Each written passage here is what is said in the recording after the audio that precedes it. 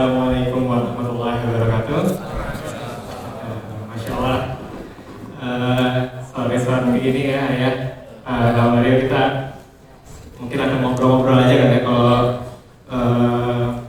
bisa ngisi kajian gitu kayak saya di tengah nih, saya tolong ya. Mungkin kita akan ngobrol-ngobrol tentang temanya hari ini, fitrah yang terkoyak. Temanya mengantisipasi LGBT dalam keluarga. Sebenarnya mungkin ayah atau bunda dan teman-teman semuanya, kenapa sih kita harus bahas gitu ya hari ini tema tentang fitrah yang terkoyak ini? Ternyata banyak kekhawatiran terutama di orang tua sebenarnya. Karena kalau zaman dulu, zaman orang tua saya mungkin bukan orang tua Mario ya, kalau ayah mungkin dulu berpikirnya kayak udah mainnya sama temennya, misalnya sama laki-laki aja, udah jangan main sama perempuan gitu, karena bahaya, karena mungkin bisa mendekati zina atau misalnya khawatir pacaran, bawa anak orang gitu. Jadi ada kekhawatiran itu. Sama kayak perempuan juga, orang lain bilang udah kamu main sama teman perempuan kamu aja gitu, misalnya kayak ikut lingkok, ikut apa gitu, dengan temen-temennya main gitu, kayak kemana, mau ke mall gitu, siapa temennya gitu, perempuan sih itu, kayak gak ada masalah gitu. Karena ya tujuannya itu hanya menghindari lawan jenis karena khawatir terjadi zina gitu. Tapi sekarang ternyata orang tuh lebih takut kalau temen-temennya tiba-tiba kamu mainnya sama itu terus gitu, sama itu tuh temennya berdua deket gitu sesama jenis, itu malah menjadi mengkhawatirkan kepada orang tua gitu. Jadi ini menjadi pertanyaan sebenarnya ayah sama Mbak Maria gitu. Jadi gimana ya untuk mengantisipasi ini? Kalau kita lihat banyak orang yang mengklaim ya, yang mungkin bagian dari nauzubillah, misalnya bagian dari LGBT ini bilang saya ini laki-laki, saya ini perempuan tapi terjebak di fisik laki-laki atau sebaliknya gitu. Nah sebenarnya benar nggak sih itu, orang yang mengaku LGBT, bisa saya terjebak nih, saya sebenarnya perempuan tapi saya terjebak di fisik saya laki-laki, saya mau gimana gitu, tapi saya harus memperjuangkan karena fitrah saya ternyata ada sama perempuan gitu. Atau sebenarnya ini ada sebuah penyakit, atau ini semua ada faktor lingkungan atau faktor-faktor lain gitu ya. Mungkin saya sharing dari Bang Mario dulu kali ya gitu, gimana mengenai fenomena ini. Saya sapa dulu kali ya. Ya. Assalamualaikum warahmatullahi wabarakatuh. Waalaikumsalam. Puasa. Ahad nih, masya Allah. Cek. Assalamualaikum warahmatullahi wabarakatuh. Waalaikumsalam. Alhamdulillah. Wassalatu wassalamu ala asyrofil anbiya'i wal mursalin wa ala alihi washabihi ajma'in. Amma ba'du. Rabbi shrah li sadri wa yassir li amri wahlul 'uqdatam min lisani yafqahu qawli. Subhanallah. Mungkin ini bismillahirrahmanirrahim, saya mau jawab dari sudut pandang gini, kita sharing, ya, ini disclaimer bahwa saya duduk di sini bukan lebih baik daripada teman-teman, tapi kita pengen sharing aja supaya insya Allah apa yang disampaikan ada manfaatnya, dan saya hanya mampu meninjau dari sudut pandang yang saya ketahui gitu. Kalau misalnya enggak, ya bisa tanya sama ayah mumpung ada. Siap, bismillahirrahmanirrahim. Jadi kalau misalnya dari yang saya pelajari dan yang saya tahu, ini kita ada dua sudut pandang. Yang pertama sudut pandang sosial, sama sudut pandang agama. Gitu. Kalau sudut pandang agama ketika kita bahas di sini, masya Allah kalau melihat wajah-wajahnya, insya Allah siap.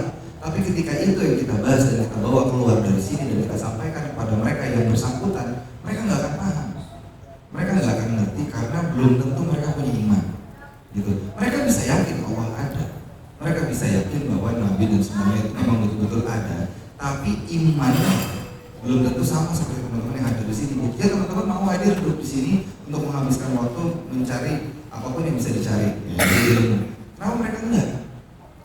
Karena memang buat mereka datang ke masjid itu cuma buat sholat, lain koridornya lain. Kenapa saya bisa ngomong kayak begini? Sebelum saya ada di titik ini, sebelum saya pernah ketemu sama ayah, ketemu sama Ustaz Bendri, ketemu sama Ustaz yang lain, saya pernah ada satu peran, silakan teman-teman cari di internet, namanya Romantini. Itu posternya nggak memperlihatkan apa yang sebenarnya ada di dalamnya, tapi di dalam situ itu saya berperan menjadi Wailah gitu. Dan akhirnya saya harus riset waria itu seperti apa. Gitu. Saya harus riset. Nah kalau dalam seni peran, riset itu sangat diperlukan karena kita akan bicara tentang sebab akibat. Yang sebab akibat itu nanti akan mengaruhnya kepada apakah penonton mempercayai film itu atau tidak. Saya benar-benar ketemu sama waria yang sebenar-benarnya. Saya tinggal sama si waria itu hampir 2 bulan untuk mendalami perannya, dan hari itu saya menyadari kalau emang kalimatnya mereka nggak setuju bahwa ternyata apa nih namanya apa sih istilahnya ya fenomena ini itu ternyata bisa menular, mereka nggak setuju pakai kalimat menular, tapi itu mengganggu hati dan kepala saya karena kan bentuknya tetap perempuan. Bisa dipahami nggak? Ini di masjid nih, saya nggak bisa ngomong lebih panjang lagi. Bisa dipahami nggak? Kalau misalnya kita tilik lagi ya mungkin bisa jadi ilfil, tapi secara lo dia perempuan gitu. Itu bisa mengganggu laki-laki. Ini deh, dulu pernah ada saying waktu pas lagi saya kuliah, kalau di kampus di luar 6 di kampus 8, ngerti nggak?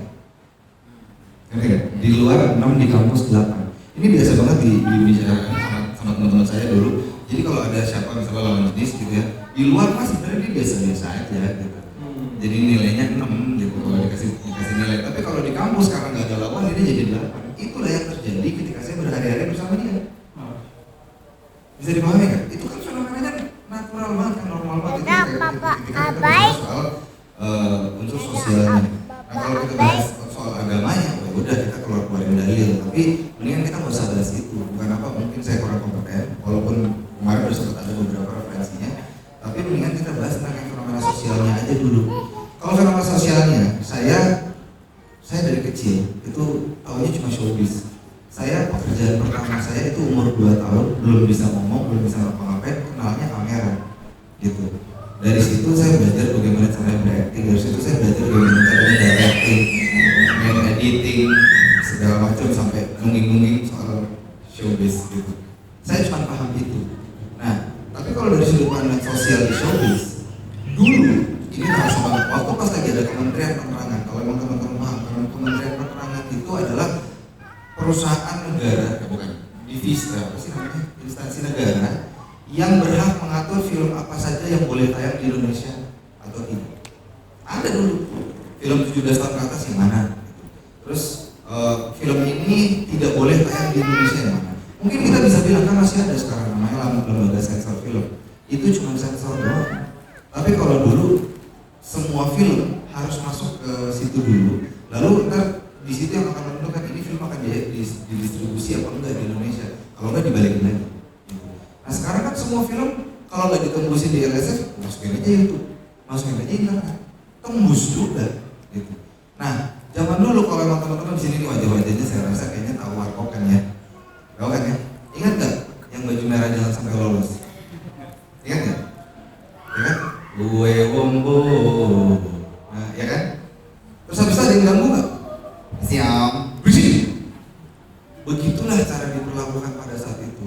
Apakah memang habis itu nanti mereka bilang ya itu kita didiskriminasi? Betul, saya setuju kalau itu didiskriminasi. Karena apa? Harusnya dirawat untuk sampai menjadi lebih baik. Nah, kategori menjadi lebih baiknya ini yang nggak pernah dideskripsikan.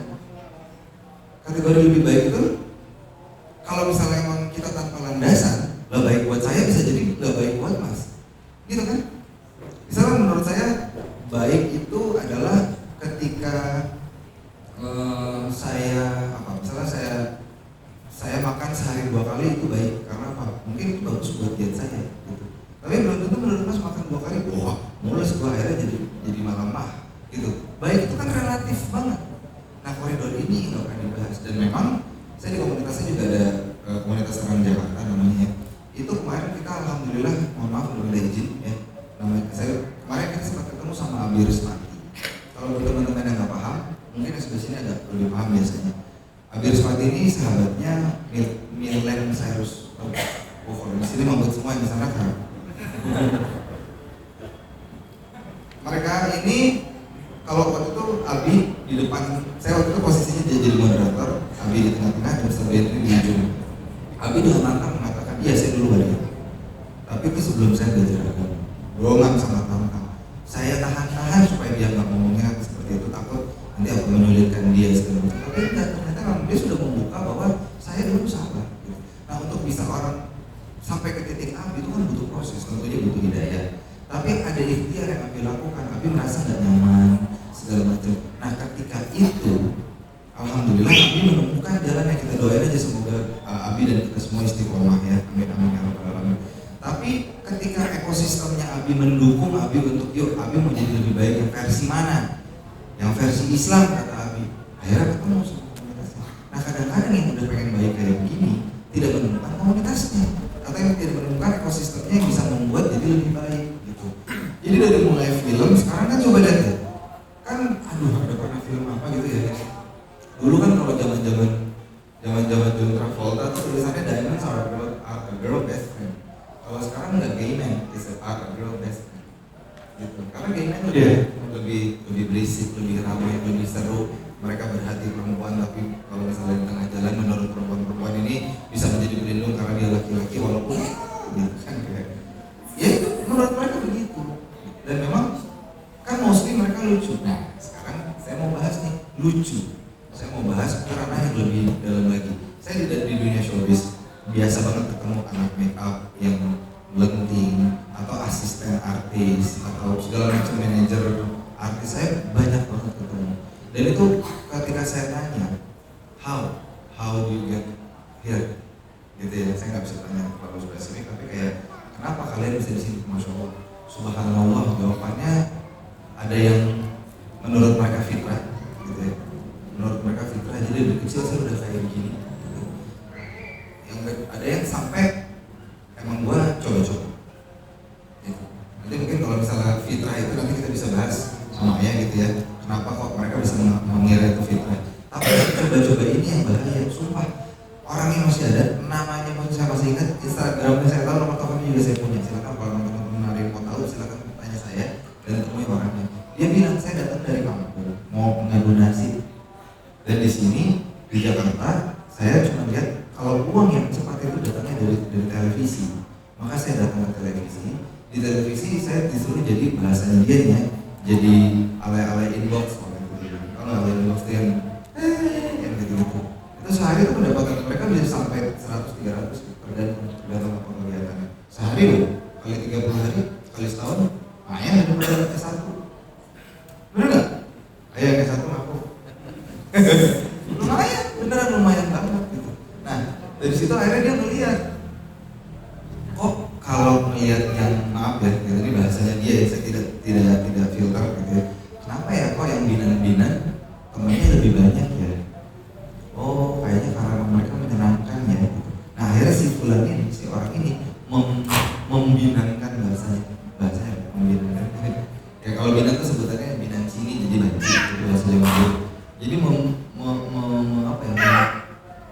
menginstall kebencian itu ke dirinya. Dan semenjak itu semakin banyak temannya, akhirnya semakin banyak orang yang suka sama dia. Ketika semakin banyak orang suka sama dia jadi semakin diterima di mana-mana. Nah pada saat itu akhirnya kepalang tangguh. Akhirnya gue coba-coba.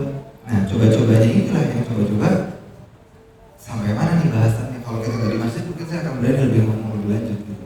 Coba-cobanya ya sampai akhirnya kebablasan coba-coba. Dan akhirnya sekarang ya jadi meletek. Tapi itu kan semuanya kalau misalnya kita lihat dari sudut pandang Islam ya, ini yang saya tahu, ketika kita bicara Islam nggak bisa lari dari psikologi. Nah, psikolog itu belajar panjang lebar, tapi kalau dalam Islam itu sebenarnya gampang banget. Semuanya dari apa yang kita dapat. Itu sebenarnya dari Islam itu cuma segitu doang. Semuanya dari apa yang kita dapat. Indra kita ada banyak, ada mata, ada telinga, ada hidung, ada bibir, ada kulit, gitu kan. Apa yang kita dapat? Misal, saya mau tanya sama teman-teman, ini ya?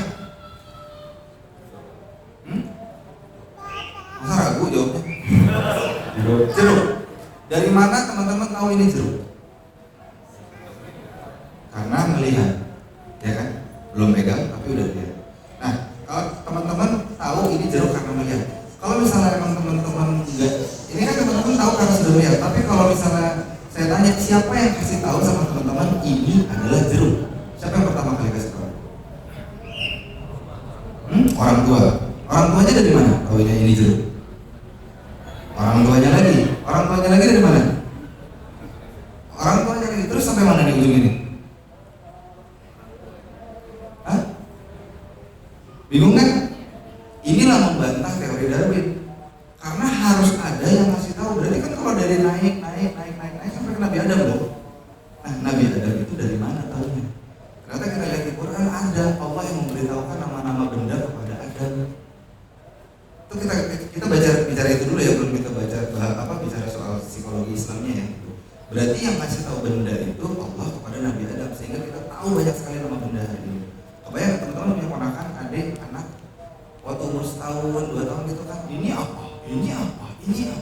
Ya kurang lebih begitulah analogi saya kalau membayangkan Nabi Adam mempertanyakan semua benda kepada orang gitu. Sampai akhirnya kita semua tahu ini namanya air minum, ini namanya gelas, ini namanya gitu.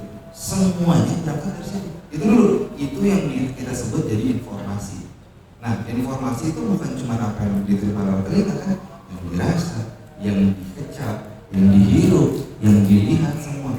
Informasi itu akhirnya akan masuk ke dalam pikiran kita. Ketika masuk ke dalam pikiran kita, ini agak serius sedikit ya, karena kita bahas di ranah Islamnya. Ketika masuk ke dalam pikiran kita, itu nanti akan lama-lama menjadi keyakinan. Karena apa? Dipikirin terus. Contoh, gini deh. Kalau saya tanya teman-teman, ada yang sudah berkeluarga di sini? Sudah ya? Atau nggak usah deh? Teman-teman kan punya ini ponakan, adik, anak gitu ya, yang masih kecil gitu. Saya tanya, kalau dikasih roti busuk, boleh nggak mereka makan? Nggak boleh. Kenapa? Nanti sakit, ya kan? Nanti sakit perut, nanti masuk rumah sakit gitu. Padahal kalau dikasih roti busuk, paling mentok sebulan dia di rumah sakit, paling mentok. Tapi kalau saya kasih tontonan yang buruk, sampai sekarang nggak ada yang keluar-keluar. Contoh nih, ini bukan tontonan buruk, tapi nggak ada manfaatnya nih.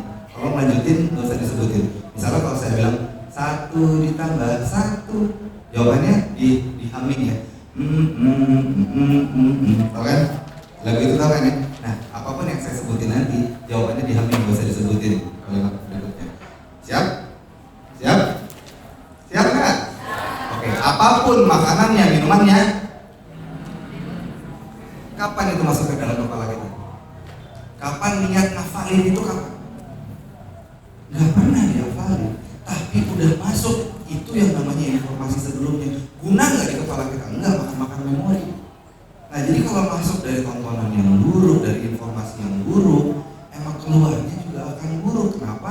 Ketika informasi itu masuk, kita yakini, itu akan menjadi pemikiran kita. Setelah pemikiran itu lama-lama itu akan jadi tindakan kita. Ketika itu jadi tindakan kita, itu akan menjadi habit kita. Ketika itu menjadi habit kita, itu akan jadi perilaku kita. Jadi semuanya masuk lewat informasi yang kita konsumsi. Bisa dipahami nggak teman-teman? Makanya kan banyak orang bilang udah deh unfollow tuh Lambe Turah. Nah emang benar. Coba lihat deh orang-orang yang follow Lambe Turah, happy nggak rumah tangganya? Tanya. Serius itu direct aja tanya. Jangan-jangan kan pas lagi suaminya pulang lebih malam dia curiga karena kebiasaan dia Lambe Turah. Gitu loh. Sesimpel itu. Makanya saya tadi mau bahas ranah sosialnya aja dulu deh. Gitu. Ketika kita bahas ini struktur yang tadi itu bisa diimplementasikan kemana aja. Dari mulai apa yang kita mau lakukan. Wah, nah ini berat nih kalau ngomong Islam yang bismillahirrahmanirrahim. Misalnya teman-teman, saya nggak berani saya ngomong misalnya mau jadi hafiz Quran gitu. Tapi misalnya teman-teman pengen lulus atau pengen nikah aja deh, gitu, pengen nikah. Selama diyakini kepalanya, oke saya bisa nikah, insya Allah bisa. Tapi kayak aduh nanti gimana ya kalau emang saya mau nafkahin ya, nah itu ntar coba bakal susah. Ininya yang kita percaya itu akan menjadi pemikiran kita. Ketika kita pemikiran kita jadi yakin. Ketika yakin kita akan lakukan. Ketika lakukan akan jadi habit. Ketika jadi habit itu akan menjadi sebuah pribadi di diri kita. Kurang lebih itu yang bisa saya gambarin di awal.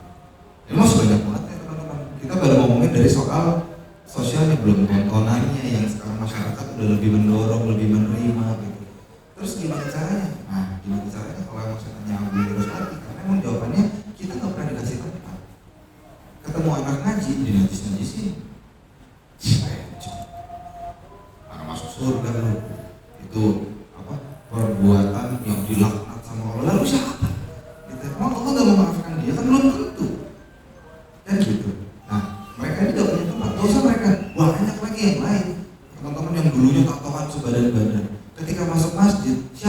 paling sinis lihatnya, orang-orang yang jenggotnya panjang, orang-orang yang pakai baju koko, orang-orang yang kelihatan pakaiannya pakaian muslim, ada orang tua straight gitu, kayak sebelahnya tuh.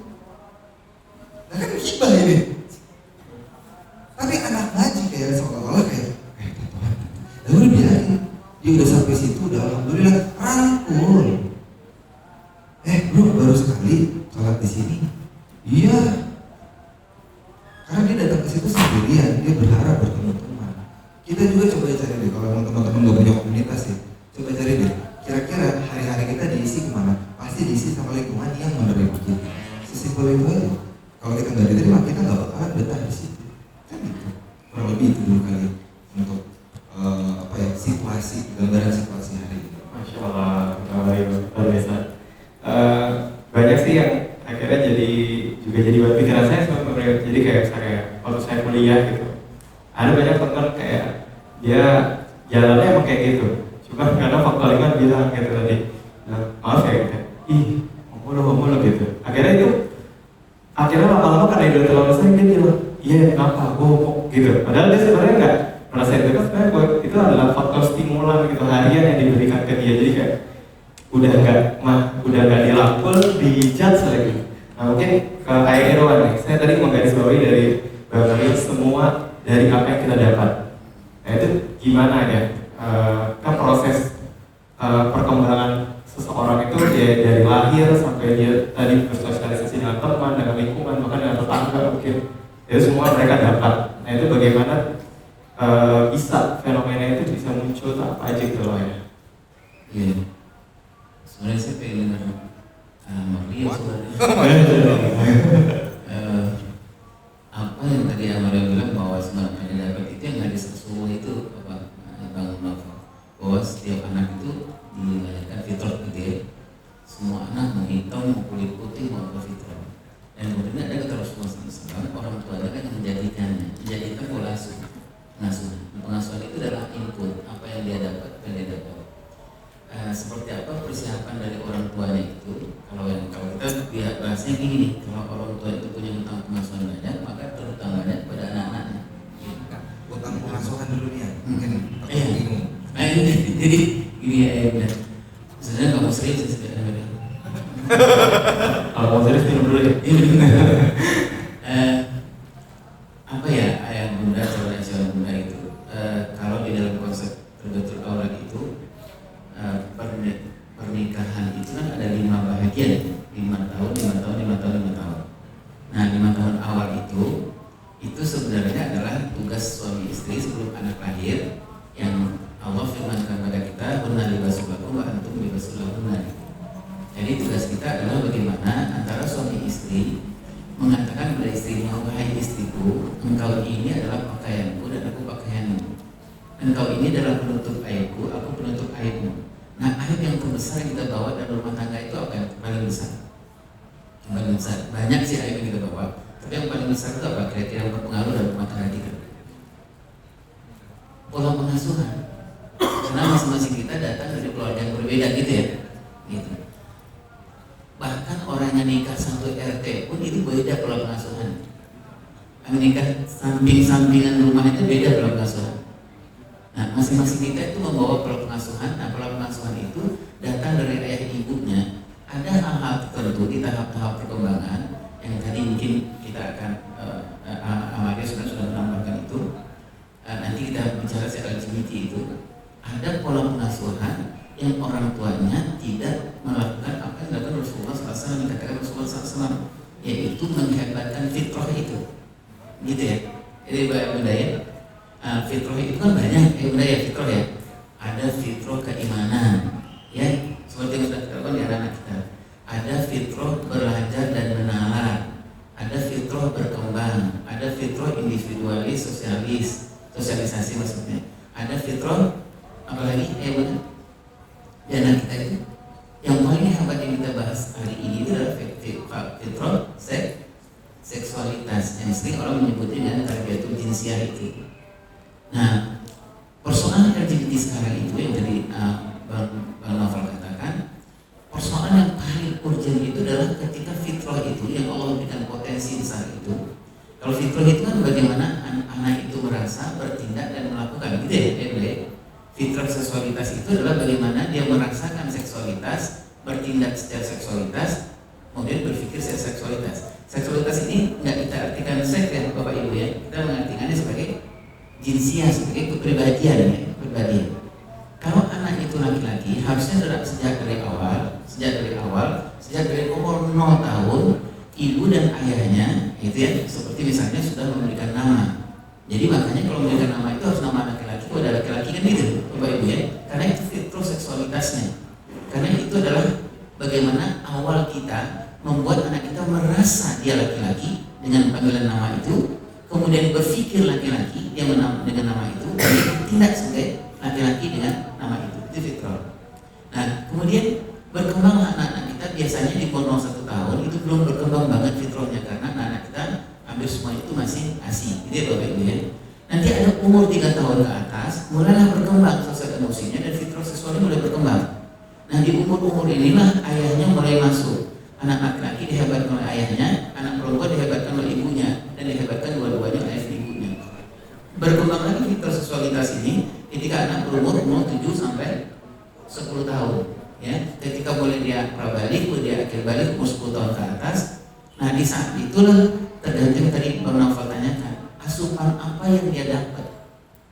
Gitu. Nah, tadi Amalia mengatakan, apa kebiasaan-kebiasaan yang dilakukan yang secara tidak sadar atau secara sadar itu ada disimpan oleh anak kita, baik yang disimpan di subconsciousnya dia, di bawah sadarnya dia, baik yang tidak tersimpan secara sadar oleh anak kita. Apa contohnya? Misalnya dia dipanggil dengan panggilan yang, kalau laki-laki dipanggil dengan panggilan yang tidak seksualitas, fitroseksualitasnya laki-laki. Atau anak kita waktu kecil, anak laki-laki kita cakep, putih, bulat, montok, dikasih bandrok atau dikasih jilbab, gitu ya Ibu ya. Ini salah satu kita nggak menjalankan amanah fitrah seksualitas dari kita. Nah, nanti berkembang ayah dan bunda di umur 6, 7, 10 tahun. Di dalam parenting dalam Islam itu kita menyebutnya restrukturisasi. Restrukturisasi itu terjadi di umur 6, 7 tahun. Apa yang disebut dengan restrukturisasi itu adalah ketika kita memeriksa anak laki-laki kita, kebutuhan fitrah seksualitasnya sudah terpenuhi apa belum? Iya ya. Kebutuhan anak perempuan kita seksualitasnya secara keperempuanan sudah dimulai apa belum? Nah, secara gampangnya ya bunda, fitrah seksualitas itu bagi anak laki-laki hanya satu, namanya kowang. Setuju ya bunda ya? Namanya kowang.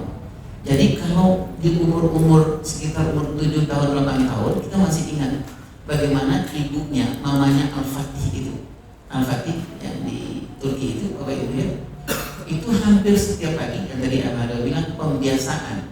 Tapi sekarang mungkin kalau pembiasaan itu ke makhluk hidup, ke hewan sebenarnya, kita lebih menyebutnya pengkondisian. Nah, mamanya ini, bundanya ini setiap pagi membawa Al-Fatih keluar rumahnya. Apa yang dilakukan oleh bundanya Al-Fatih? Membawa Al-Fatih dan melihat ke seberang laut, ke seberang teluk, seberang selat. Kemudian mamanya bilang, namamu seperti namanya Rasulullah SAW. Gitu. Dan Rasulullah SAW mengatakan, ada satu kesempatan lagi untuk membahagiakan mama, membahagiakan papa, yaitu siapa orang yang menaklukkan Roma, menaklukkan Konstantinopel. Dan orang itu adalah kamu. Itu baru umur 8 tahun ke bawah itu ya. Apa yang paling hebat dari pelajaran ini? Fitrah seksualitasnya, fitrah kelaki-lakiannya, kekowamannya tumbuh hebatkan oleh ini. Nah, Bang Nova, banyak sekali terjadi Bapak Ibu yang melakukan sementara LGBT nanti agak menetap itu di umur 18 tahun ke atas, 17 tahun ke atas, itu banyak betul disebabkan oleh kekurangan ini tadi itu. Ketika fitrah seksualitas anak laki-laki tidak dihebatkan secara laki-laki, dan fitrah anak perempuan tidak dihebatkan secara perempuan. Jadi bunda yang sementara kalau kita menjawab semampu saya dari Bang Nova, apa itu apa yang didapat oleh anak-anak kita, ya dia dapatnya itu apa yang didapat oleh telinganya, apa yang dilihat oleh matanya, apa yang dirasakan oleh hati nuraninya. Itulah sebabnya kenapa di dalam konteks betul aulad itu 7 tahun atau 8 tahun itu inti kita parenting itu hanya 3, gitu ya bunda ya, hanya 3 saja. Wallahu akhraja min butuni ummahatikum la ta'lamun syai'an. Dan itu kata Allah SWT ya.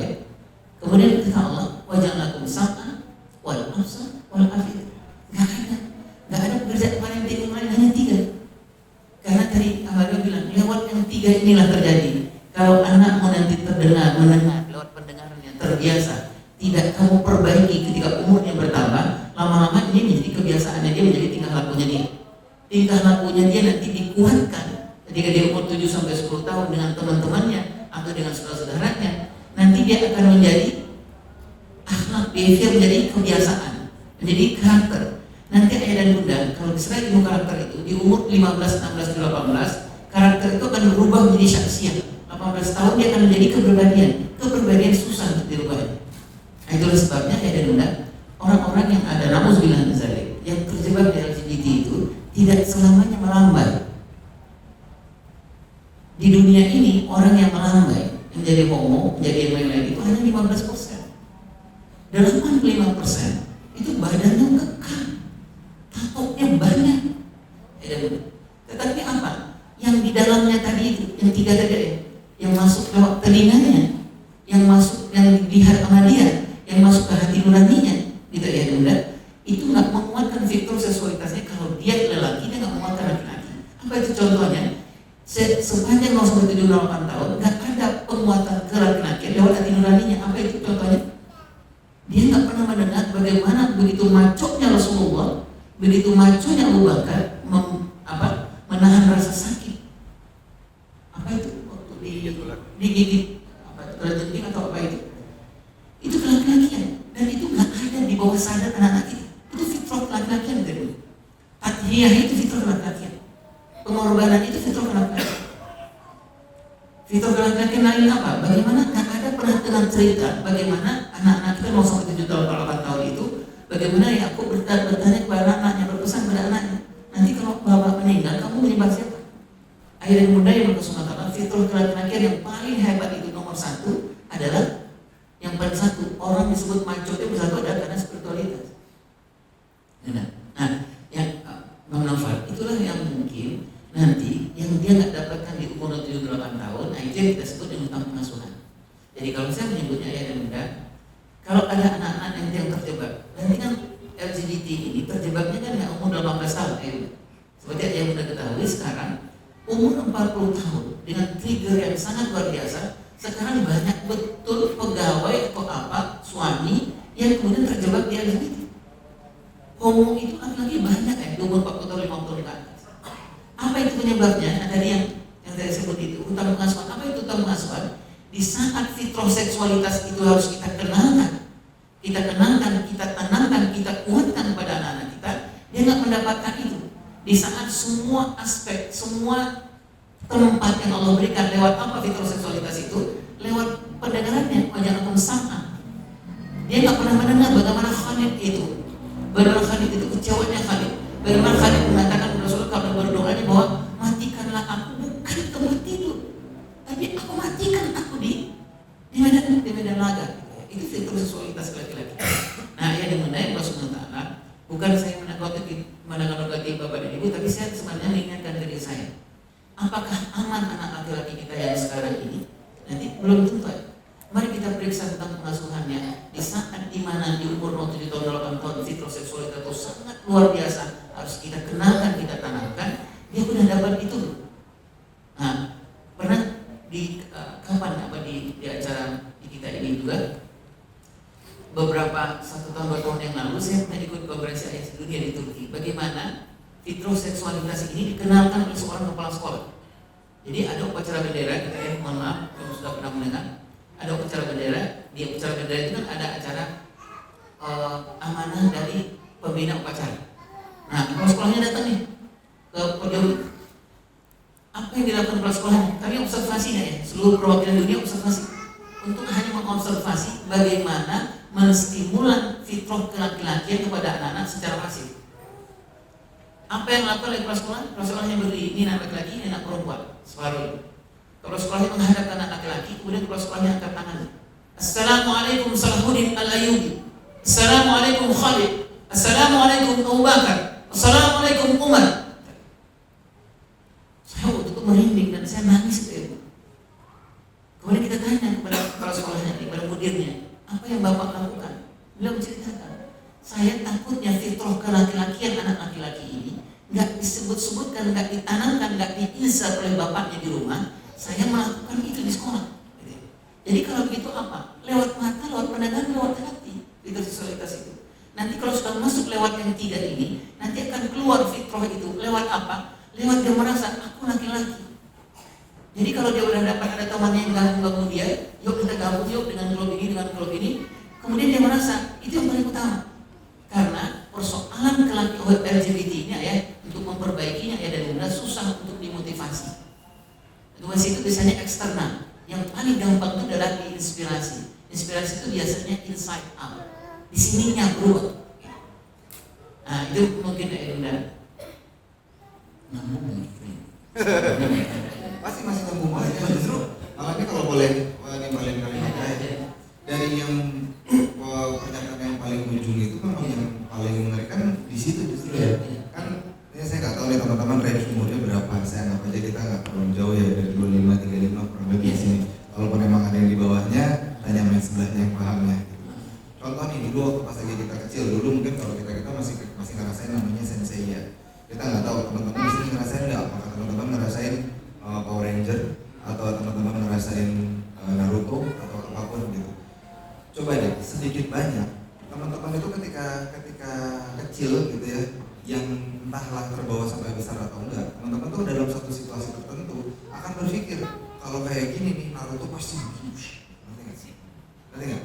Itu buat yang laki-laki. Yang teman-teman yang di sini nggak tahu mungkin apa dulu nontonnya Candy atau apa kan banyak tuh tontonan yang saya juga nggak terlalu paham.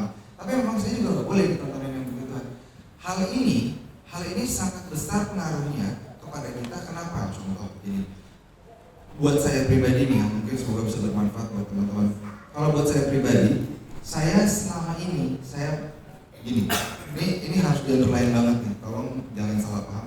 Saya TK Aisyah, SD Al-Azhar, SMP Muhammadiyah. Harusnya cukup ya. Tapi saya sempat bertanya di dalam kepala saya, jangan-jangan Islam ini cuma mitos seperti yang lainnya. Kalau bilang ngeri banget kan? Tapi itu karena apa? Karena ceritanya terputus. Sekarang saya tanya, ini teman-teman di sini kan sekolah nih di Indonesia banyak kan ya.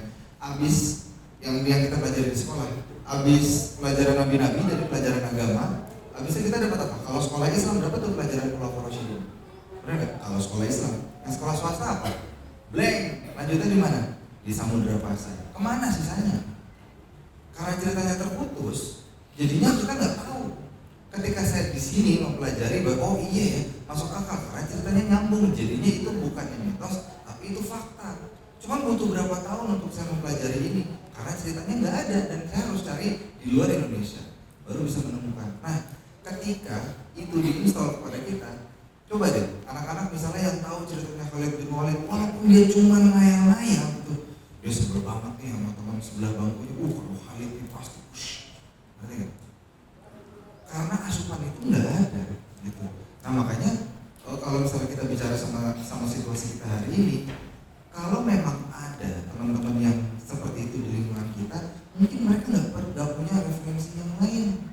Sesimpel itu. Ketika tadi kan informasinya masuk menjadi referensi, akhirnya mereka jadi yakin sama itu. Ketika mereka yakin, itu akan menjadi ketika yakin itu mereka akan melakukan itu. Oh iya, jangan-jangan begini ya. Dari situ nanti akan menjadi habit karena dia bisa untuk melakukan itu terus dan terus. Nah ini deh kita ambil analogi paling simpel deh. Dari tontonan, dari bacaan, dari apa yang didengar, dari semua informasi yang masuk ke indera kita. Misalnya nih, teman-teman dengerin misalnya nih musik yang memorotal, ya kan? Kira-kira kalau misalnya didengerin setiap hari, hafal apa enggak? Sebulan gitu tiap hari, hafal kan? Nah itu lama-lama ketika kita udah mulai hafal, setelah 40 hari itu ya kalau misalnya di Islam biasanya angkanya 40, saya nggak tahu, saya masih cari tahu kenapa kalau saya reading, syuting itu butuh 40 hari minimal. Kenapa ruh ditiupkan di hari ke-40? Kenapa kita nggak ibaratnya hidayah dihentikan di umur 40? Kenapa banyak sekali 40? Kenapa hadis arba'in 40? Kenapa kalau misalnya sholat itu harus 40 waktu sholat di masjid 40 waktu untuk menentukan kita munafik apa enggak? Saya nggak tahu kenapa 40-nya, masih saya cari.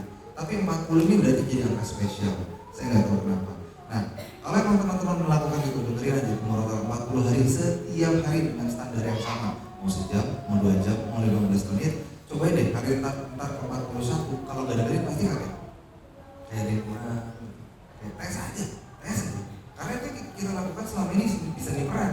Nah seni peran dapetnya dari mana? Psikologi dari mana? Mother of all ilmu. Ilmu ibu dari semua ilmu kan yang pasti kan dari yang memberitahukan tadi kan, yang pertama kali ngasih tahu ini jeruk kan, gitu. Jadi pahami kan ya kalimatnya. Nah ketika sampai di situ, maka teman-teman ini kan nanti akan mulai nih hari ke-41.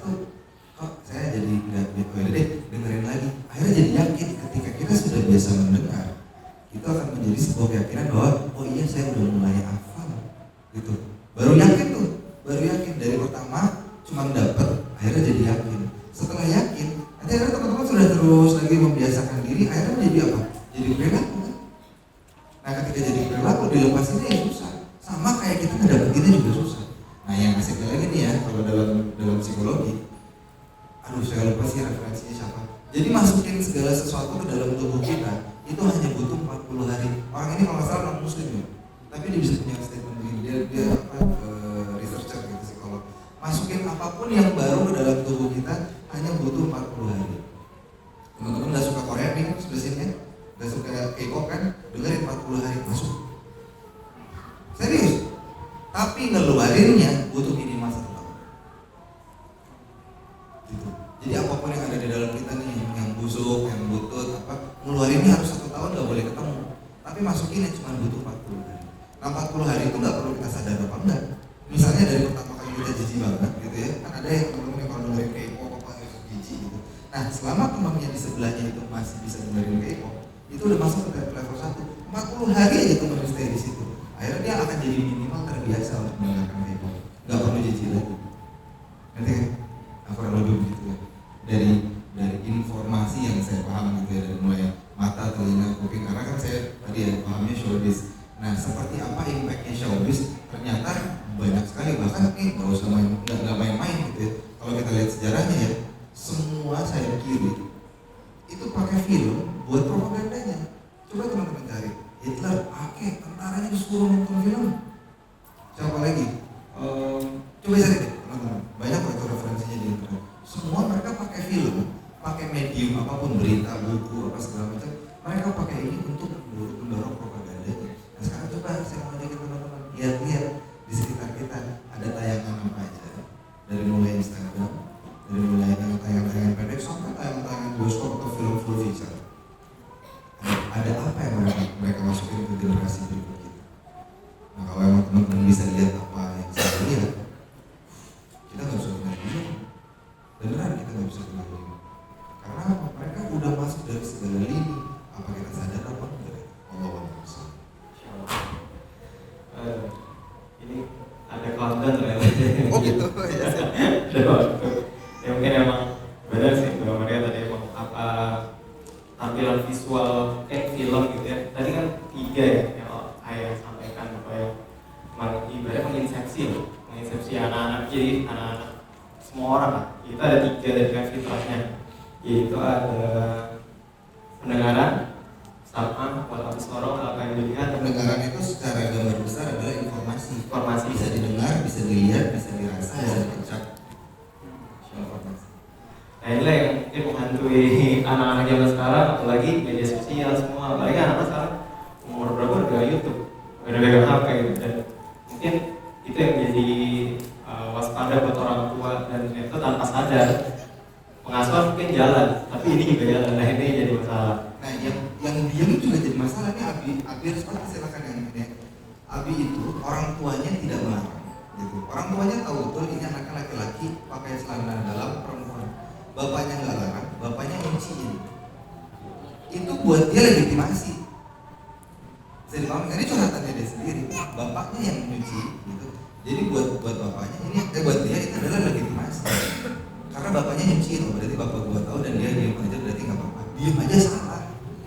Gitu. Buat kita nih orang tua, diam aja salah.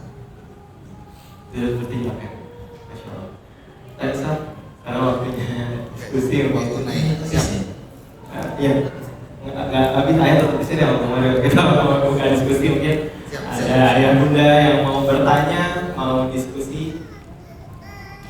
Ya mungkin ada siapa? Mungkin dari ayah bunda. Ya, bagi ayah atau bunda yang mau bertanya, silakan. Ya, tadi kita diskusinya sudah lumayan bagus ya Teh, tentang mengantisipasi LGBT dalam keluarga. Nah sebenarnya kita dari semangat kita itu punya gerakan pasti untuk mengantisipasi pengaruh LGBT kepada anak. Mulai program pertama Kampung Sahabat. Nah, Insya Allah nanti ada sahabat-sahabat kita sebelum kita ke yang pertanyaan. Program langkah kita selain dari memang forum usul ini ada program Kampung Sahabat yang itu ada 2 tempat ya Kak. Iya betul. Yang saat ini masih di bawah kampus Dan dan di Pinang Ranti. Ranti. Kalau di Pinang Ranti itu khusus sahabat-sahabat dari Kampung Pemulung. Prasejahtera Iya, ya. Prasejahtera. Dan alhamdulillah nanti ada sahabat-sahabat yang keliling itu nanti uang yang didapatkan insya Allah untuk membantu sahabat-sahabat yang mungkin tidak dapat pengasuhan ya. Iya, segala kontribusi yang teman-teman berikan berupa materi maupun non materi itu akan memberikan kebaikan bagi anak-anak di sana gitu ya. Atau minimal doa. Iya, Jadi betul, mohon ya. doanya dari semuanya agar kita memang istiqomah ya Kak Adi Betul. membina. Ada kurang lebih kalau di Pinamati 50 anak, untuk di Bambu Apus kurang lebih 20 anak. Jadi untuk saat ini kami langkah kita ada beberapa program dari Kampung Sahabat. Nah itu juga kemarin habis ngadain pelayanan kesehatan gratis ya, dan Iya. pemberian alat tulis gitu ya, Iya, dan karena sembako. waktu pas banjir nih Kak Adi Iya. itu sampai segini Iya. dan mereka kondisinya memang rumahnya Hmm. banjir. Alhamdulillah setelah pasca banjir pun kita melakukan kegiatan. Salah satunya adalah pemeriksaan kesehatan. Iya betul. Terus Kemarin seneng-seneng tuh anaknya ya. Iya. Apalagi pas lagi bazar. Di bazar baju layer Oke, iya, itu luar bagus. biasa. Luar Mungkin biasa. di rumah kadang Kak Adi Iya. baju segitu banyaknya Hmm. nggak terlalu terpakai, tapi ternyata ketika diberikan tuh masyarakat luar Nah itu juga luar biasa karena hanya baju saja itu sangat dibutuhkan oleh Iya. mereka gitu Iya, ya. dan itu kita sampai terkaget-kaget Iya. gitu. Ya, sambil sahabat-sahabat saya menunggu, silakan mungkin ada yang mau bertanya dari Gimana? bunda atau dari ayah atau calon bunda dan calon ayah juga boleh bertanya. Nah juga untuk ayah dan bunda sekalian semuanya untuk dapat memantau kegiatan kami, kegiatan seperti forum usro maupun kegiatan kami ada pada mini show, brother, bukan kajian live streaming interaktif di Instagram @ajugendri. Ayah dan bunda sekalian bisa memantau informasinya di akun sosial media kami, yaitu di Instagram di @langkahkita_id ataupun di Facebook kami yaitu Yayasan Langkah Kita, bentuknya fanpage. Dan bisa juga lihat untuk video-video yang bermanfaat kami yang sudah ada video brother maupun for us di YouTube Langkah Kita. Nah, ayah dan bunda sekalian bisa pantau segala kegiatan kami, dan jika merasa bahwa kegiatan kami merupakan pesan kebaikan, silahkan untuk sebarkan ini semua ke teman-teman yang belum tahu. Semoga hal ini bisa menjadi amal jariah untuk kita semua, teman-teman. Ya, dan pastinya di Nurul Amal setiap minggu keempat jam 15. Jadi dengan tema-tema yang sangat berbeda, mudah-mudahan bukan hanya harinya aja bisa Ya, hadir, betul. ya. Langsung saja ke Adi ya. Langsung aja kita Ya, ke sesi silakan mangga, untuk ada diskusi. yang mangganya nggak ada ya. Ya. Oke. Mungkin dari bundanya atau Ada dari di ayahnya, sini, Kak Adi. silahkan. Oh ada dari bundanya, Dari silahkan. bunda dulu ya. Kita sebutkan namanya bunda. Aduh, Bunda. Assalamualaikum warahmatullahi wabarakatuh. Saya mau nanya ke Ayah Irwan. Oh iya, nama saya Restu. Selamat sore Ayah. Ini mau nanya, saya kan punya tetangga ya. Jadi dia tuh kayak korban, maaf gitu, sodomi sama tetangganya sendiri. Padahal itu orang terdekat sekali gitu. Jadi gimana yang mengantisipasi itu? Maksudnya orang yang baik atau ada kelainan atau itu kan kita tidak tahu kan bagaimana kesehariannya untuk menjaga anak kita. Kalau kayak gitu, kalau penyakit seperti itu kan menular kan ya. Apalagi kalau anak-anak kecil itu cuma diiming-imingin, gampang dia langsung suka sama orang itu. Terima kasih ya. Ya, makasih Bunda Restu. Kalau kita ngelihat ke asalnya sebenarnya betul awal itu, kalau pembagian yang diajarkan oleh misalnya Ayahanda Ali Radhiyallahu dan beberapa ulama-ulama yang lain, sahabat-sahabat yang lain, di umur 7 tahun itu sebenarnya adalah kalau boleh kita ambil yang paling ideal, kalau ada orang atau yang masuk ke dalam pengasuhan kita di umur 0-7 tahun itu harus benar-benar kita pilih dan pilah. Jadi di umur 7 tahun dan 8 tahun itu sebenarnya adalah umur ayah dan ibu. Kalau saya boleh menyebut ini Bunda, kalau saya boleh menyebut, sebenarnya jangan terlalu cepat masukin anak kita ke sekolah. Jangan terlalu cepat mengundang orang atau lembaga yang lain masuk ke dalam ranah 0-7 tahun, 0-8 tahun. Kenapa? Karena di umur itu umur ayah ibu. Kalau boleh saya menyebut, itu umur doktrin. Doktrin apa? Doktrin untuk 3 yang tadi saya sebutkan itu. Pendengaran, penglihatan, dan hati nurani kita. Nah, tantangan kita zaman sekarang, Bunda, adalah terlalu banyak di waktu di mana Allah memberikan potensi yang terbaik. Bunda kebayang ya, pendengaran anak itu mampu dia simpan 6.000 kata-kata per hari. 6.000 kata-kata per hari. Itu per day 6.000. Jadi ini memang harus kita pilih dan pilah betul kata-kata siapa yang mengucapkan. Itu baru lewat pendengaran. Mata anak ini, penelitian di Jepang, mesin scanning yang paling hebat di dunia itu adalah mata anak 0-7 tahun. Jadi memang harus 2 orang ini, suami istri ini memang harus bergandengan tangan betul untuk memilah dan memilih siapa orang yang terdekat sama dia. Gitu. Kenapa? Karena Allah berikan betul potensi yang terbaik. Gak ada pemberian Allah yang terbaik kecuali di umur itu. Adakah di umur 7-8 tahun kesempatan pendengaran penglihatan berkembang dengan baik? Sangat berkembang dengan baik, tetapi tidak sebesar persentase di umur 0-7 tahun, terutama di umur 5 tahun. Kalau mau lebih bagus lagi, seperti ayah Luqman disebut di surat Luqman, di umur sapi, di umur 2,5 tahun itu. Secara ilmiah tidak ada satu orang ahli pun yang menolak ini ayah dan ibu. Nah ini mau terjawab secara ideal ya, artinya memang anak-anak kita di umur itu memang harus kita jaga. Karena hampir setiap every second, every moment itu adalah pembelajaran, penguatan. Buat apa? Buat dia nanti di umur 15 tahun ke atas. Ya. Setiap dia nangis anak kita, itu kan isyarat perkembangan dan pertumbuhan. Gitu ya, yang dari dia nangis kan nggak serta-merta. Ini kalau dia, jangan kita bilang mbaknya, mbak anak nangis.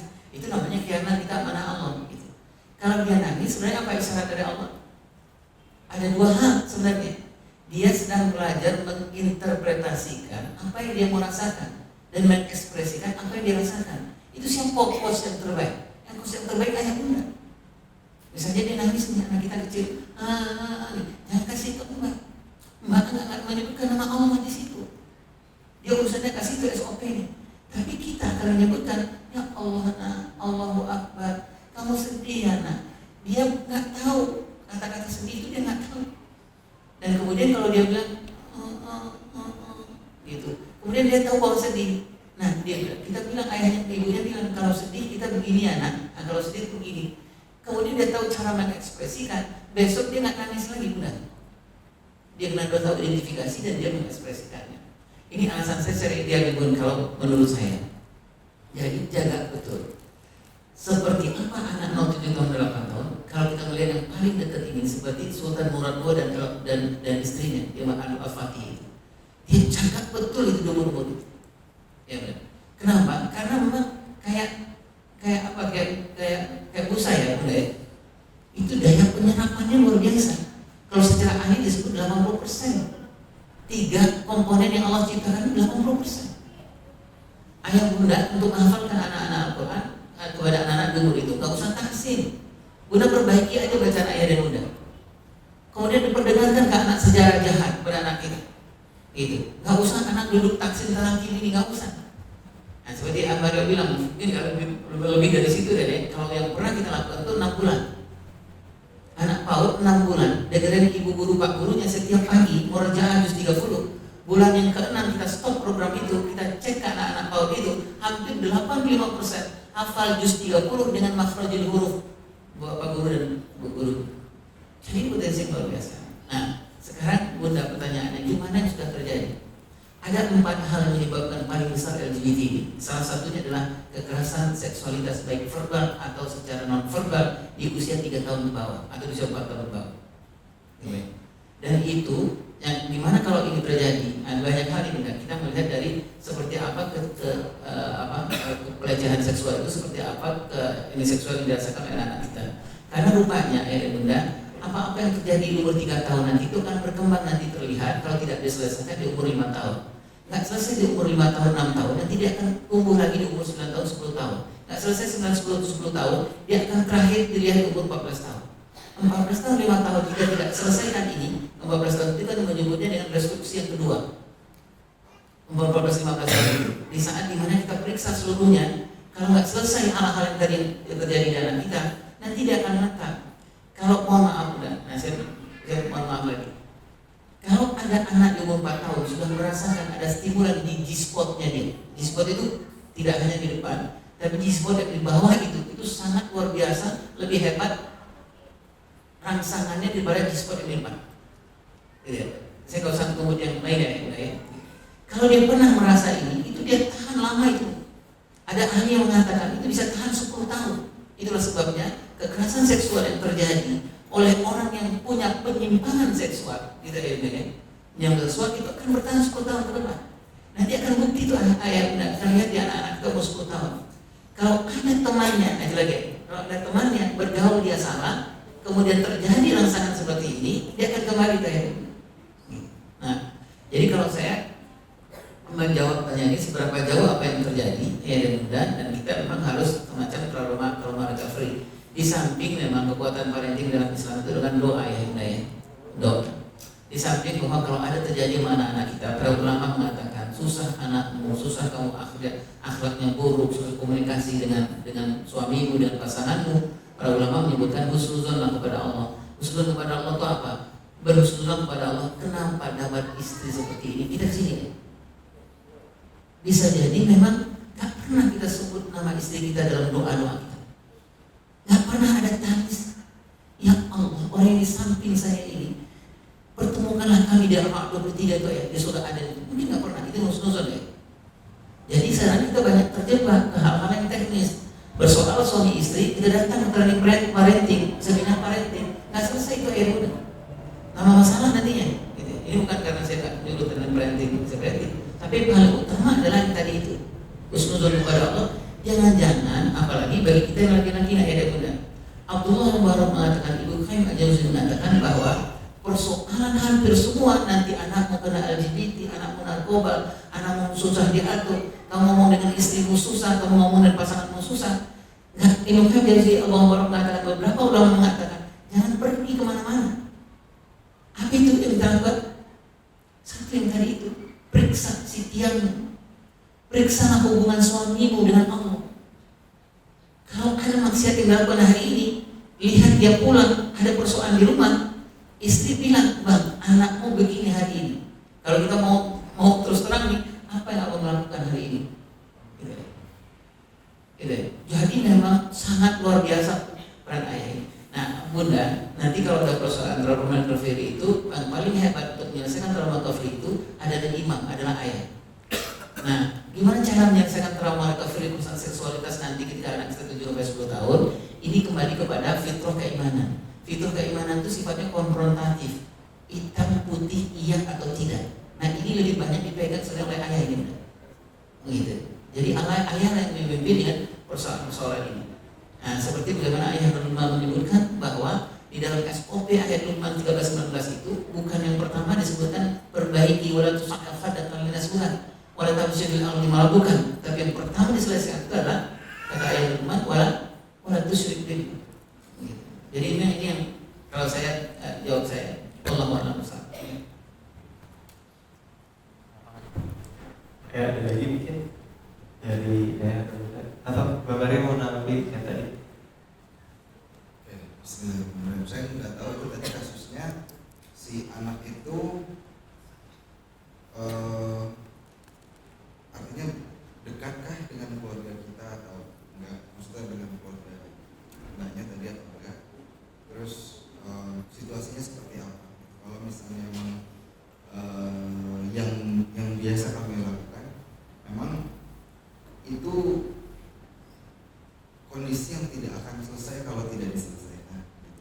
Jadi dia harus berdamai sama dirinya sendiri, karena kalau enggak nanti dia akan mempengaruhi yang lain. Iya, dia kalau saya sedikit tambahkan itu, pelaku pelecehan seksual pada anak-anak pasti adalah korban dari sebelumnya. Karena yang tadi disampaikan itu, jadi kalau dia merasa, dan tadi Amal bilang kalau yang kalau ada pelaku seksual pada anak-anak, yang harus diselesaikan yang pertama ini pelakunya dulu ini. Ini setelah kalau tidak dia akan membuat lagi yang lain. Itu yang disebut dengan LGBT itu menular. Gitu ya.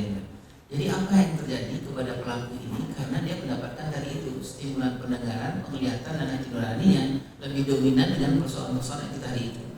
Dia lebih banyak ditonton, dia lebih banyak dimention oleh orang tuanya sebagai dia laki-laki, dia perempuan, banyak disebutkan sehingga dia menyebut menginginkan dirinya. Kalau dengan bahasa yang lain itu Bapak dan Ibu, pelaku itu sedang bermasalah dengan self esteem. Self esteem itu adalah bagaimana dia memandang dirinya. Gitu.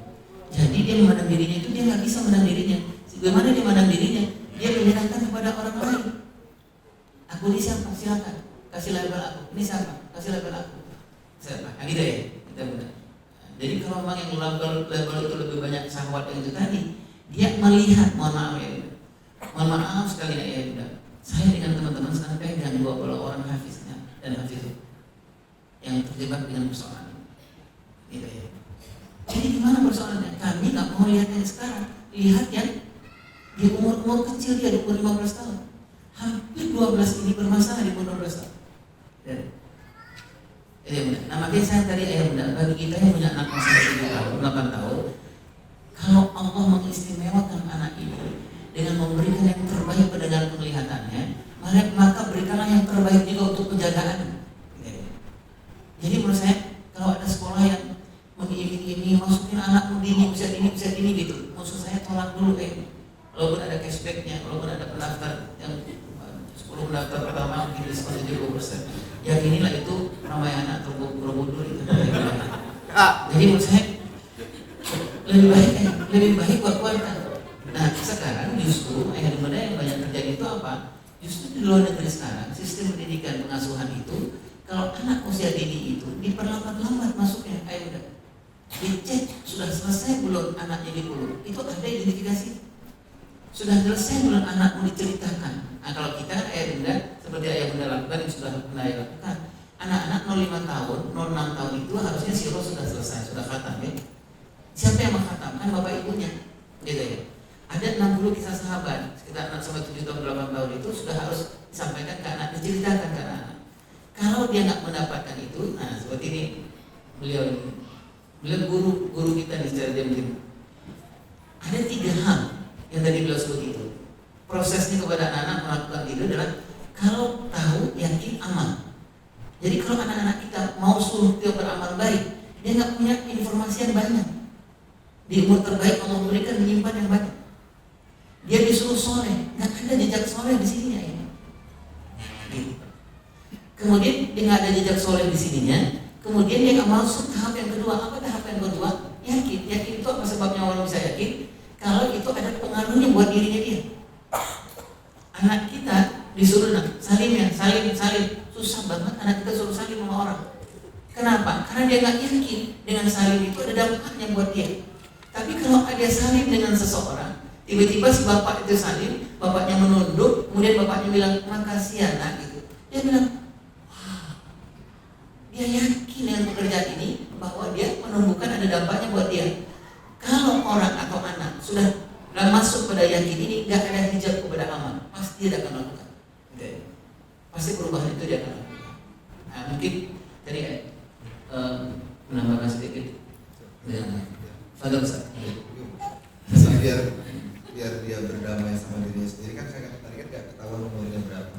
Tapi kalau saya ambil dari sebaik-baiknya manusia adalah bermanfaat bagi orang lain. Kalau memang bisa keluarganya yang membantu anak ini untuk bisa diselesaikan dengan masa lalunya, lebih baik bantu daripada berharap pada keluarganya. Biar nggak ada orang lain lagi yang nanti akhirnya jadi korban karena dia. Yang pertama mungkin udah ketangkep, udah lepas entah kemana, nggak tahu. Tapi yang kedua ini kalau memang masih bisa bawa aja ke kajian atau mungkin ke yang tadi dibilang kan dari Ayah Irwan dan Ustaz Arjo Bendri kan juga ada tuh apa? Sahabat. Hah? Kamu sahabat? Iya itu. mungkin bisa begitu, bisa jadi biar solutif. Dia sebenarnya butuh bantuan ya, sebenarnya butuh dirangkul. Kalau tadi kata Bang Mari itu orang-orang itu butuh dirangkul. Insyaallah ada lagi mungkin yang udah yang mau bergabung di diskusi, mau bertanya. Ada.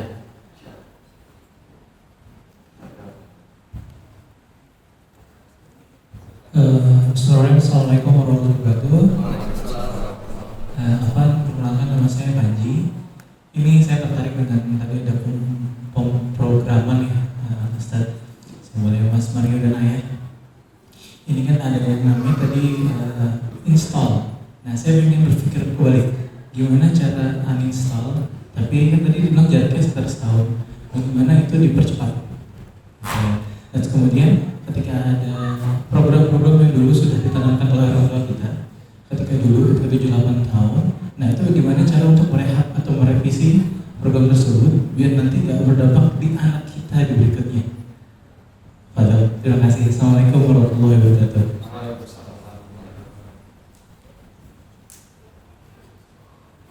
Terima kasih Pak dosen. Ini Buki mengirim sukarelawan ke sini. Saya ini Amaria yang menjawab soalnya. Jadi memang sesuai dengan apa yang disunahkan kepada kita. Kalau ada keburukan ganti langsung dengan kebaikan dia yang ini. Jadi prinsipnya adalah memang jangan selalu peduli dengan persoalan negatif, tapi timpa dengan yang positif. Gitu ya. Gitu. Jadi gimana cara membalikkan itu? Anak muda jangan banyak ceramah. Gitu. Hal-hal yang lupa yang installnya salah waktu itu jangan diceramahin yang itunya. Gitu ya. Tetapi perkenalkan alternatif yang baru. Sama seperti ayah. Ayah kalau ada anak ayah senang banget sama gadget, ayah kan nggak urus gadgetnya. Yang ayah urus adalah diri ayah bahwa ayah harus tampil lebih hebat dari gadget. Gitu ya. Gitu. Jadi kalau kita urus gadgetnya susah ya. Semakin dekat anak-anak kita, semakin dekat anak gadgetnya.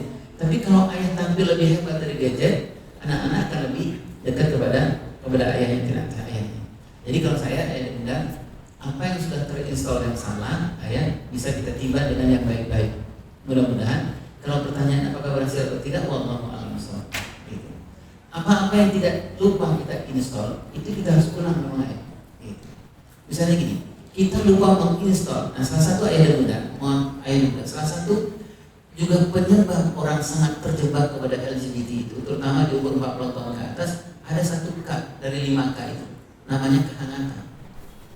Banyak sekali suami-suami yang kemudian kehilangan kehangatan, kemudian dia punya catatan kosong di umur 7 tahun sampai 15 tahun, fitrah seksualitas tidak berkembang dengan baik, ini sangat gampang tertrigger menjadi LGBT.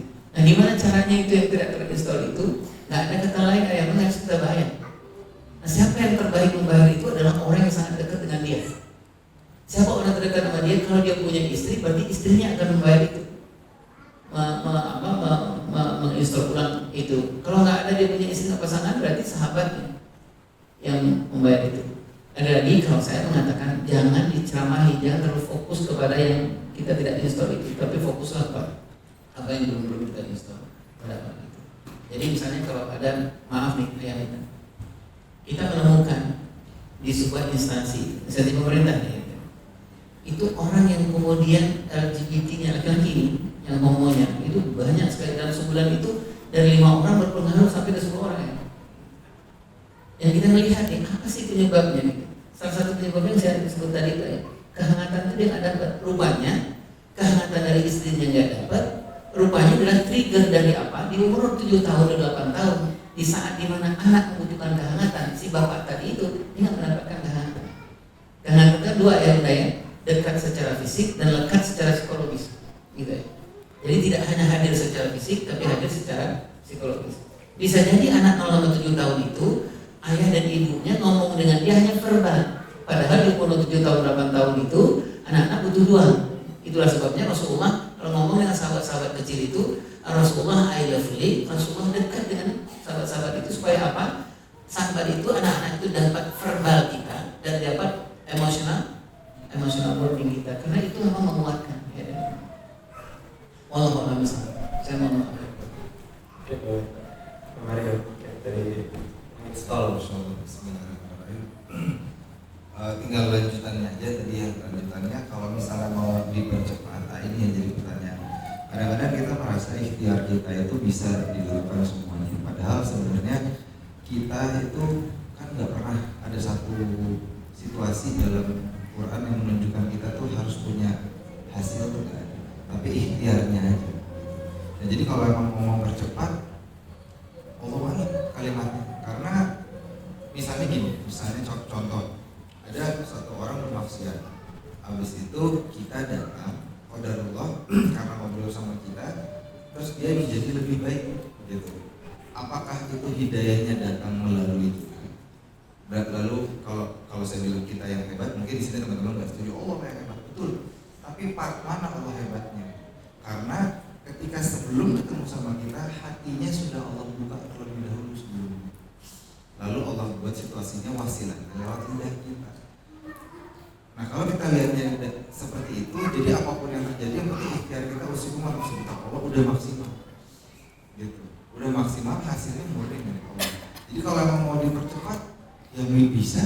Kalau misalnya mungkin, malah doanya lebih penting, atau segala macam. Jadi kalau mempercepat atau memperlambat, emang orang yang udah ngaji, dari SD, maksudnya di pesantren sampai kuliah, habis mereka aman dari LGBT.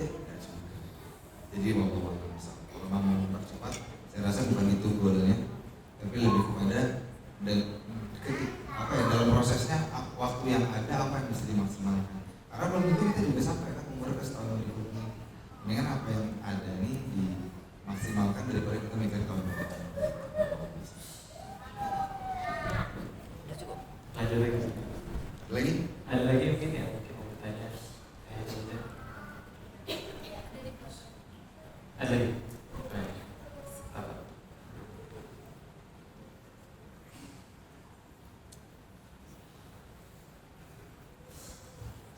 Assalamualaikum warahmatullahi wabarakatuh. Mohon maaf sebelumnya kalau memang sudah dibahas, karena dulu saya agak terlalu juga datangnya Ustaz.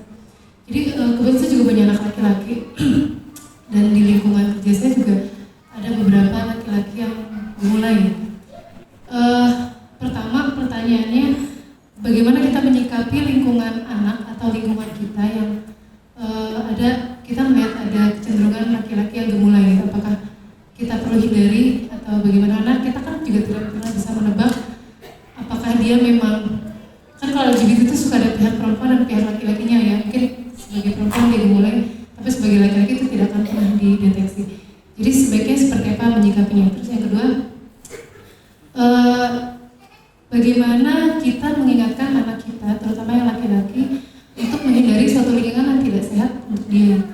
Karena apakah saya juga sempat diskusi dengan teman-teman di lingkungan kantor, apakah kita harus menghindari yang namanya menginap bersama gitu, atau kita minta dia menjauhi laki-laki atau teman laki-lakinya yang punya kecenderungan seperti gemulai itu. Mohon masukannya. Assalamualaikum warahmatullahi wabarakatuh. Oke, dari Mama Maria dulu, bagaimana menyikapi laki-laki gemulai?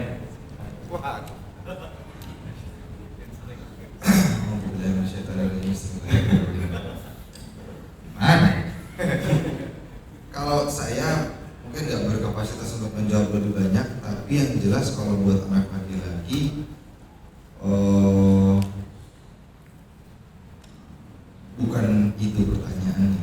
Jadi kan ini kita nggak terlalu tahu latar belakangnya ya gitu. Apakah masih ada suaminya atau tidak? Kalau memang saya boleh mengira-ngira bahwa memang ternyata masih ada suaminya, maksudnya ayahnya masih ada, biarkanlah situasi anak ini ada lebih banyak waktunya sama bapaknya gitu. Ketimbang si anak harus bersinggungan langsung gitu, kalau memang masih ada bapaknya. Tapi kalau memang nggak ada, berarti memang ibu harus membawa anak ke lingkungan yang seperti itu. Saya rasa lebih baik ibu tidak membawa. Karena apa? Ini bukannya saya bilang untuk menghindari mereka, bukan. Tapi kalau kita yang dewasa, insya Allah lebih bisa menghadapi. Anak-anak kadang-kadang apa yang nggak dibahas itu ternyata menjadi makanan buat dia, yang akhirnya nanti itu bisa meledak kapan kita nggak tahu. Jadi mencegah lebih baik mengobati untuk kasus anak. Allah paham, yang saya bisa jawab sih segitu. Iya Bun. Jadi kalau patokannya ke anak-anak itu memang 1 kilo preventif itu lebih bagus dari 10 kilo gratis sebenarnya. Jadi gimana? 1 kilo preventif lebih, 1 on preventif lebih hebat dari 10 kilo kuratif. Jadi memang mencegah itu lebih bagus daripada ini. Gimana persamaan mencegahnya? Sebenarnya Allah sudah memudahkan kita buat anak-anak kecil. dia punya daya imun yang sangat luar biasa. Struktur otak anak kita 3 tahun 4 tahun ke bawah itu menolak semua yang negatif. Jadi sebenarnya yang menghancurkan fitrah anak itu adalah cerobohan dari luar, dari kita. Apa yang menyebabkan itu bisa jadi pola asuh kita nggak punya. Apa itu pola asuh? Bisa jadi tontonan, tuntunan dan lain-lain kita nggak masukkan itu. Terus apalagi yang kita lakukan? Apakah menghindar dari itu? Di umur-umur tertentu memang perlu menghindar. Karena apa? Anak-anak tidak melihat dari kata-kata orang itu, tapi anak-anak melihat dari apa yang dilakukan oleh orang itu. Jadi memang kalau boleh saya menyebut ini, kita kembali kepada asal pengasuhan dalam Islam itu, umur-umur terbawah itu memang adalah kerjasama suami istri. Itu, jadi memang effortnya luar biasa ya. Istilah kata nih Bu, kalau kita mengambil kepada yang tadi saya sebutkan itu, pendengaran itu harus kita jaga. Program yang paling hebat di umur 3 tahun 4 tahun itu yang disebut dengan Hirasatul Quran. Hirasatul Quran itu ronda Al-Quran. Jadi memang itu harus kerjasama dengan suami. Siapa yang bacain ayat Al-Quran hari ini Bang? Apakah abang sempat atau aku? Itu memang rutin anak-anak kita dengar. Salah satu usahanya kita ribut. Struktur otak itu sangat luar biasa menerima ayat-ayat Al-Quran, dan itu adalah alat untuk menolak. Nah, jadi kalau saya menyarankan, artinya memang kita nggak harus bawa kemana-mana gitu loh, tetapi memang harus proses imun yang kita lakukan. Sama seperti yang dilakukan oleh Halimatus Sa'diyah udah Rasulullah SAW. Kemampuan beliau, life skill beliau, kemampuan komunikasi beliau itu menanti betul kepada mempengaruhi betul kepada Rasulullah SAW waktu kecil.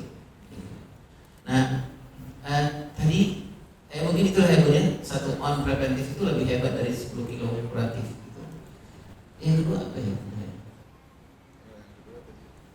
Kalau saya menyikapi laki-laki pun ya sekitar kita menyikapi juga ada laki-laki. Oh iya, laki-laki. Jadi gini Bun, tadi itu udah bahas Bun. Jadi memang stimulan masing-masing tahap perkembangan itu berbeda. Jadi saya sebutkan benda itu fitrah seksualitasnya itu di umur 1 tahun, 2,5 tahun itu memang ibu tuh Bun. Ibu, mau kenal laki-laki atau perempuan karena dia lagi ngasih. Nah, apa yang ibu lakukan? Bisakah ibu melakukan fitrah seksualitas ke laki-laki kepada anak laki-laki yang ngasih? Bisa Bun, lewat apa? Lewat cerita Bun. Karena Allah di fasilitas untuk mendengar Bun. Dia nggak ngerti, tapi dia mengaminkan dan dimasukkan cerita tentang Abu Bakar radhiyallahu anhu berkorban dengan Rasulullah SAW. Dia masuk itu bagaimana Khalid bin Walid, bagaimana berkorbannya Hamzah, bagaimana berkorbannya Abu Bakar, Umar dan yang lain. Gitu. Dia nggak ngerti Bun, nggak ada respon sama dia, tetapi itu dimasukkan dalam dan disimpan. Nah, tadi saya sebutkan Bun, ini alat kita ketika tetrannya sudah masuk banyak di sini, itu udah alat dia untuk imun nanti untuk lingkungannya ke depan. Nah, tahap-tahap yang seperti itu nanti berkembang lagi anak kita di umur sampai umur 3 tahun 4 tahun. Tadi saya sebutkan anak umur 3-4 tahun mulai ada fitrah seksualitasnya. Oleh sebab itu benda ayat yang mulia Allah Subhanahu wa taala, kalau ada anak-anak di umur 3 tahun 4 tahun laki-laki atau perempuan, terutama laki-laki, kalau anak laki-laki ayah terutama ayah sudah harus mengenalkan soal sholat, kemudian membiasakan sholat. Kalau ada 5 waktu, ada azan terdengar, ayahnya bilang mana laki-lakinya, nak bangun nak, walaupun dia nggak sholat. Dia nggak sholat tuh. Tetapi kenapa kita lakukan ini? Karena tadi kita menyebut bahwa fitrah seksualitas yang paling hebat ke laki-laki itu seksualitas. Jadi kemacuan itu terlihat dari apa yang disebut oleh Nabi Yakub pada anak. Apa yang kamu sungguh setelah aku meninggal. Nah, nanti naik lagi tahap berikutnya udah di umur 7-10 tahun itu. Berkembanglah apa yang disebut kalau anak laki-laki itu hormon testosteronnya 10-12 tahun itu berkembang hampir 800%. 100%. Jadi anak umur segini itu nggak boleh santuy. Nggak boleh santai. Salah sebut. Yang lain gitu. Nggak boleh santai. Jadi kalau begitu apa? Rundown hidupnya bunda. Rundown hidupnya. Jadi dari ini apa kegiatannya gitu. Karena begitu banyak hormon laki-lakiannya di sini. Dia nggak bisa mengelola pun tumbuh yang tidak dalam petik itu pun. Yang dia nggak bisa kontrol. Ada rambut yang tumbuh, ada bagian yang membesar, kemudian dia mulai menyenangin apa-apa yang tidak ada dalam tubuhnya, gitu loh. Nah, gitu. Apa yang harus kita lakukan ini? Aktivitas pun. Memang harus disibukkan anak 7-10-12 tahun. Anak perempuan sama juga androgen ini berkembang sangat luar biasa. Nah, kalau anak perempuan libatkanlah dengan dia keterampilan 4 perempuan yang ayah bunda sudah lakukan ini di rumah. 4 keterampilan perempuan yang Rasulullah SAW mengatakan, ajarkan keterampilan Bunda Maryam binti Imran, sebab nanti dia akan menghebatkan anaknya, anak perempuan kelak kemudian hari. Jadi itu apa itu Bunda? Nyuci piring, jangan sampai kita nyuci piring makan dia gitu loh.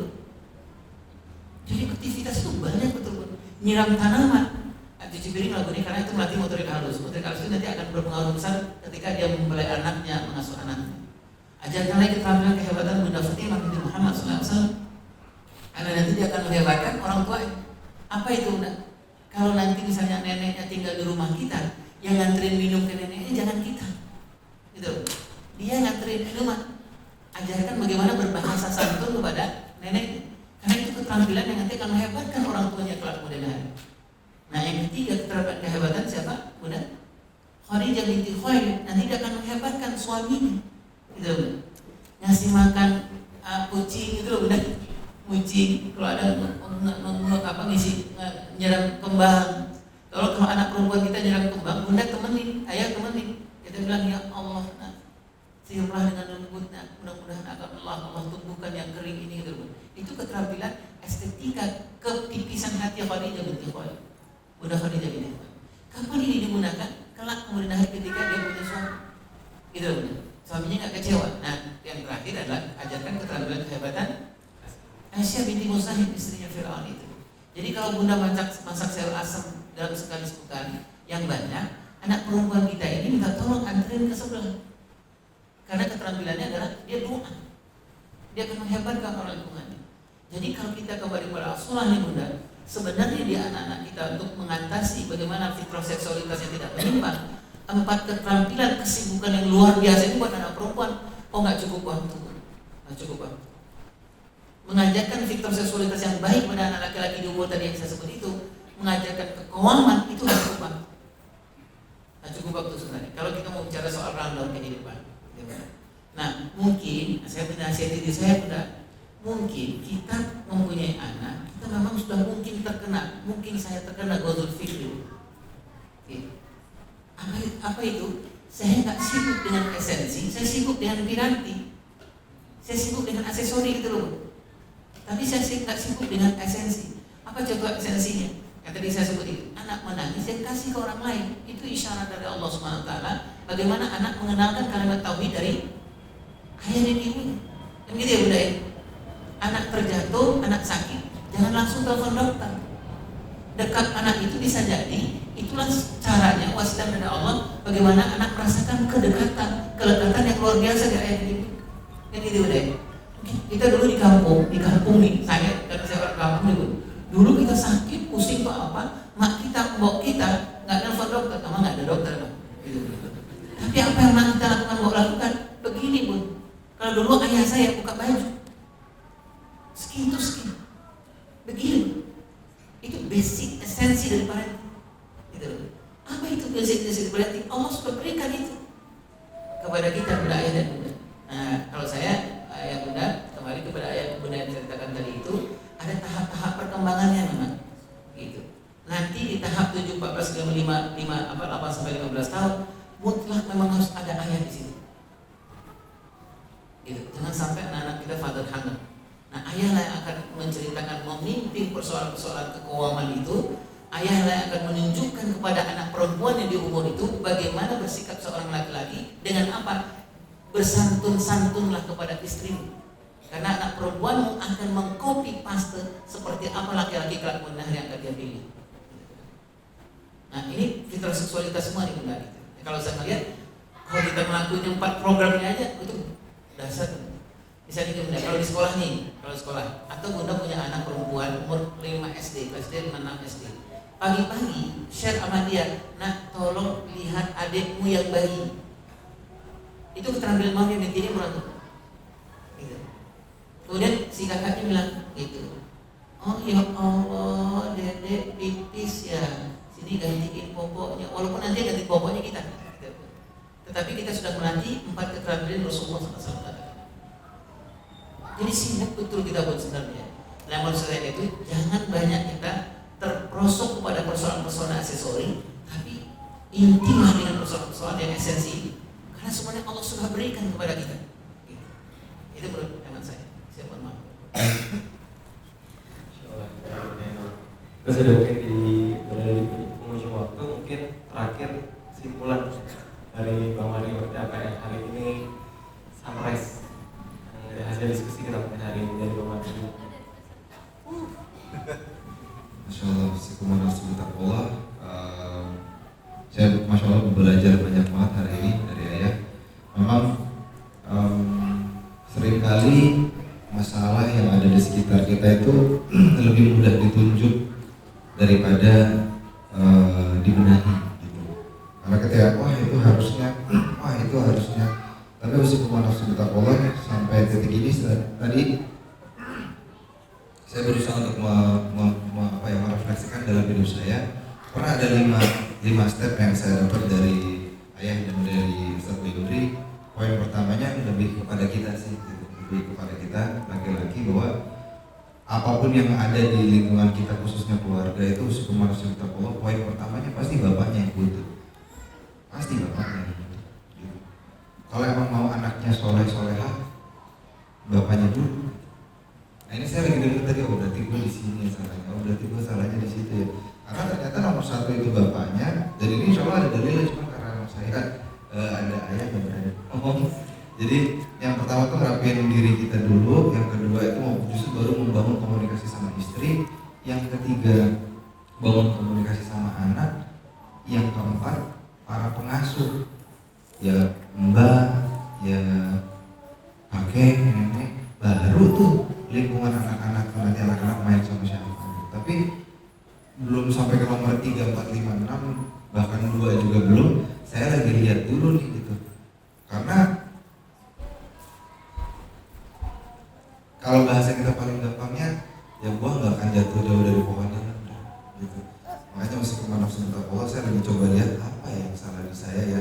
Kok kenapa misalnya anak saya begini, jangan-jangan saya ini. Kok kenapa ya anak saya ini, jangan-jangan ini. Jadi above all, meskipun nafsu Allah, kalau misalnya memang kita lihat ada yang salah sama istri, anak dan keluarga kita, mungkin lebih baik kita lihat dulu diri kita sendiri dulu apa yang salah. Itu sih dari saya kayaknya segitu aja. Dari itu udah cukup. Ada mungkin? Kalau saya sih nasihat diri saya yang selalu pertanyaan tadi itu adalah do the best, let Allah finish. Jadi ikhtiar, aku semakin ikhtiar secara ilmu, kemudian tunjangkan sujud gitu, nikmati ruku kita, tahajud kita, doa, keluarkan air mata yang lain. Selesai sudah, biarlah karena hasil itu Allah saja yang mengurus kita itu. Biarlah Allah yang mengurus ini, kapan mau diselesaikan ini, biar Allah yang mengurus. Nah kita itu best saja, itu best saja. Gitu ya. Ini nasihat buat saya. Baik, jazakumullah khair. Bang Mario, Mas sudah berbagi hari ini. Yang kita juga tadi berbagi cerita, berbagi ada pertanyaan juga yang masuk yang mungkin jadi pelajaran yang buat kita semua. Dan mungkin di dalam majelis ini kita sama-sama berdoa gitu. Karena dengan adanya majelis ini semua malaikat turun dan ikhtiar kita bukan hanya nanti gitu. Sekarang pun ketika kita ingin belajar itu bagian dari ikhtiar kita gitu. Itu Allah dan para malaikat juga mengaminkan usaha kita, ini salah satu bagian dari usaha. Mungkin setelah ini tadi kata Bang Mario ya bertindak, nggak cuma paham tapi bertindak. Semoga dari kita semua bisa mendapat pelajaran. Allah berkahi semua keluarga kita dan Allah mudahkan sampai nanti kita masuk ke surga ya Allah. Ya, kita tutup. Saya kembalikan lagi ke MC. Allah subhanahu dikasih dan Assalamualaikum warahmatullahi wabarakatuh. Assalamualaikum. Jangan lupa untuk subscribe channel YouTube Langkah Kita dan bunyikan loncengnya. Dapatkan informasi tentang pengasuhan dan keluarga. Ada tokoh-tokoh, ada Bang Hilman, Bang Daus, dan Ayah Irwandi Nardi. Jangan lupa subscribe segera.